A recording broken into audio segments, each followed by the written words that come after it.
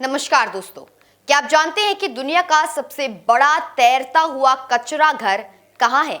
सुनकर शायद यकीन न हो, लेकिन एक खूबसूरत नदी अब प्लास्टिक बॉटल्स, रस्टेड बैरल्स और पुराने टायर्स का समंदर बन चुकी है। आज हम बात कर रहे हैं बोस्निया के वाइजग्राड इलाके की ड्रीना रिवर की, जहां के हालात देखकर आपकी रूह कांप जाएगी। ये नदी जो कभी अपनी खूबसूरती के लिए जानी जाती थी, आज 3 देशों बोस्निया, सर्बिया और मोंटेनेग्रो के लिए एक बड़ा खतरा बन चुकी है। सर्दियां आते ही यहाँ गार्बेज सीजन शुरू हो जाता है।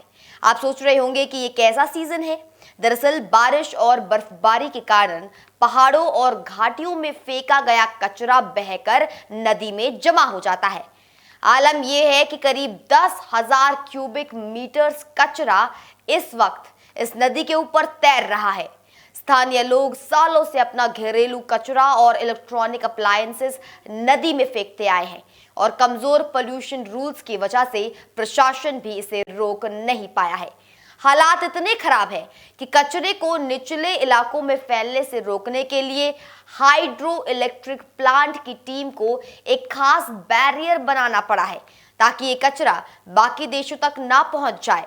लेकिन समस्या सिर्फ एक ही नदी तक सीमित नहीं है।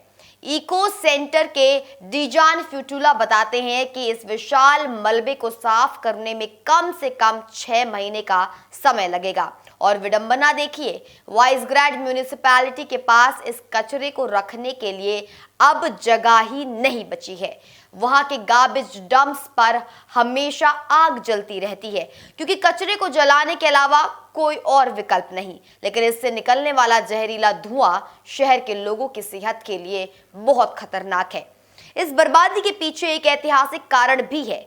1990 के दशक में यूगोस्लेविया के टूटने और युद्ध के बाद बोस्निया हर्जेगोविना विकास के मामले में पीछे रह गया।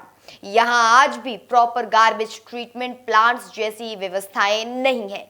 लोग कचरे को प्लास्टिक बैग्स में भरकर पेड़ों की टहनियों पर लटका देते हैं, जो बाद में बारिश के साथ बहकर इसी नदी का हिस्सा बन जाता है। जिस नदी में कभी राफ्टिंग होती थी, आज वहां सिर्फ केमिकल्स और प्लास्टिक का ढेर है। ये कहानी हमें याद दिलाती है कि प्रकृति के साथ खिलवाड़ कितना महंगा पड़ सकता है। फिलहाल के लिए हमारे इस खास रिपोर्ट में केवल इतना ही। आप देख रहे थे इंडिया न्यूज। ऐसी और खबरों के लिए बने रहे सिर्फ और सिर्फ इंडिया न्यूज पर। नमस्कार।